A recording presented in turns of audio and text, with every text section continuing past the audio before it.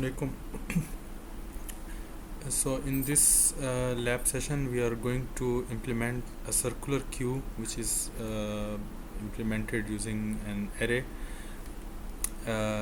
Basically we use the same linear array to store the elements, but as we saw in the previous lab sessions, implementing a linear queue data structure, that after we reach the rear pointer, when it reaches at the end of the queue, which is maximum size minus 1 index, then there is no more we are not allowed to insert any new data element, even if we perform dequeue operations which free up some space, some locations in the array. Still we cannot add any new element into the queue, because the rear has already reached its maximum limit, and after that if we increase rear to insert new data, it would only throw a array out of bound exception, array index out of bound exception. So one way to handle this situation, to overcome this problem, is the circular queue. So this lab basically will help to implement the circular queue data structure that we have already discussed in the class. So this lab will introduce the concept of circular queue, and this implementation of this concept will help us overcome the limitation of the actual size of the queue, because when the queue is implemented linearly, then the actual size doesn't count for adding new element. For example, the actual size might be 3 for a maximum size of 5, but still we cannot use those remaining 2 spaces in the array. Also in this lab we will see that using the front and rear pointers and their positions to find out if the queue is empty or full increases the complexity of the program. A better way is to use the number of items in the queue. So this is the graphical representation of the circular queue.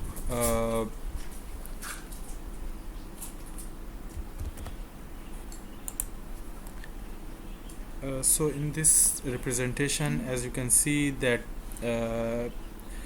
preliminary, when there is no data in the queue, for example, considering an array in a circular fashion, we assume that this is the 0th index, this is the first index, second, third, and fourth index. This circle is distributed into 5 locations, or 5 array indices. So before any element is added into this array, both front and rear, they point to they are minus 1. So whenever we have to whenever this is the situation that the array is empty, we increase front by 1, and so that it points to 0th location, and we increase the rear by 1, and it also points to the 0th index, and then we insert at rear end.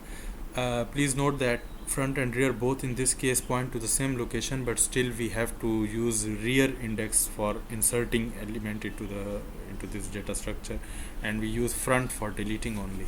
So front is 0, rear is 0, and we insert 14. After that, whenever we have to insert a new element, for example in this second circular array, we increment the rear by 1 and insert the element. Then we increment the rear by 1 and insert the third element. Then we increment the rear by 1 and insert the fourth element. After that, we perform a dequeue. The dequeue allows in the second row, first circular array, we perform dequeue operation, and it allows for the first element to be deleted. So the 14 is dequeued, and the front points to the next element to be deleted, which is stored on the second index, second location of the array. Similarly, again a dequeue operation will allow to delete this 22, and the front will point to the third index, which is storing 13. After that, we enqueue another value which is 9.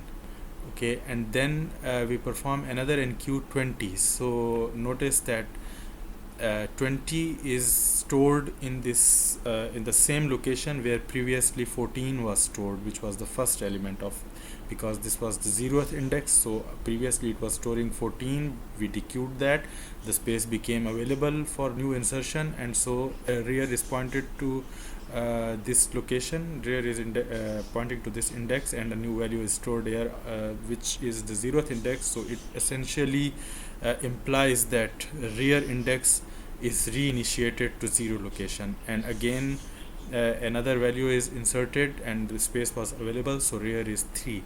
But you should comprehend this, that at this location, at this position, at this point, we cannot increment the rear and insert a new value because array is full. So the fullness of array basically is indicated when either front is one less than rear, or rear is one less than front. We will explain this further when we go to the implementation.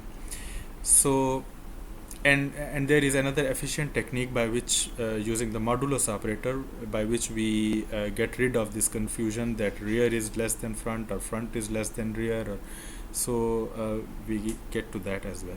So basic operations that we perform on the circular queue are the front method, which returns us the element which is at the front position, which is the element to be deleted. It actually doesn't dequeues or deletes the element, it only returns its values. The rear, which gets the last element added into the queue.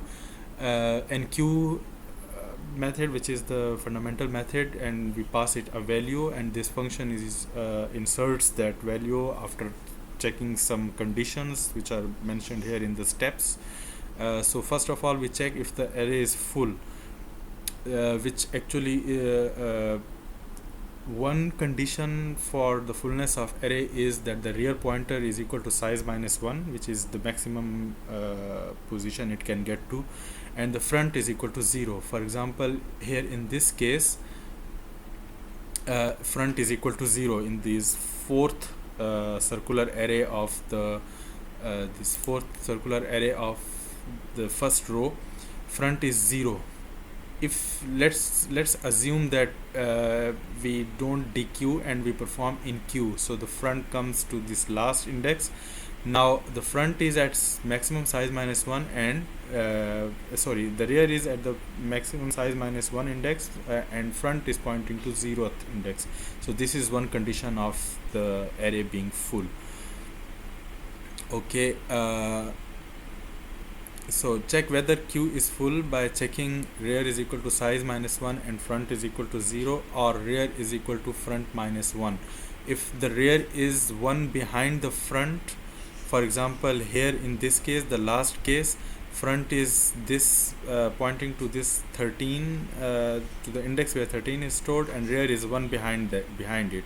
So whenever rear is 1 behind the front, it gives birth to the queue full situation.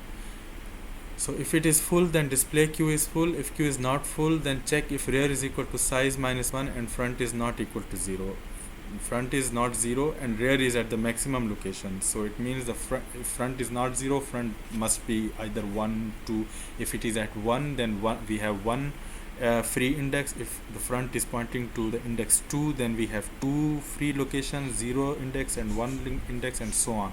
So if the rear is at the last possible index, pointing to the last possible index, which is maximum size minus 1, and front is not equal to 0, then we set rear to 0 and insert the element. Similarly, dequeue, this function is used to delete an element from circular queue. In a circular queue, the element is always deleted from front positions. So whenever we have to perform a dequeue, we first check if the queue is empty, because if the queue is empty, then we cannot dequeue anything. So the condition to check that is if front is equal to minus 1. So if front is equal to minus 1, then this queue is empty.